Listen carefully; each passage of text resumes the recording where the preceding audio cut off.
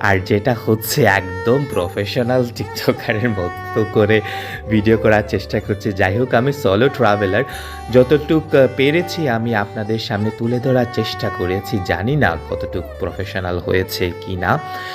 আর আপনারা যদি কখনো সুযোগ হয় আপনাদের ঘুরে দেখবেন এইরকম ঐতিহ্যবাহী জিনিসপত্রগুলো। আমার যখনই সময় হয় আমি বেরিয়ে পড়ি এবং ইন্ডিয়ার বিভিন্ন জায়গায় যে স্থাপনাগুলো, ঐতিহ্যগুলো আছে ঘুরে দেখার চেষ্টা করি। পড়াশোনার ফাঁকে ফাঁকে একটু গ্যাপ হলেই আমি বেরিয়ে পড়ি, এক্সপ্লোর করি। আর এই ছিল মানে জয়পুরের আমার আমির ফোর্টের ঘুরে বেড়ানো। আরও ভিডিও আছে, আপনারা দেখতেই থাকুন।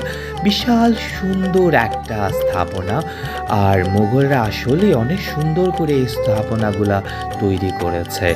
শুধু মুঘল না, ব্রিটিশ স্থাপনাগুলাও ছিল অনেক সুন্দর সুন্দর। পুরো আমির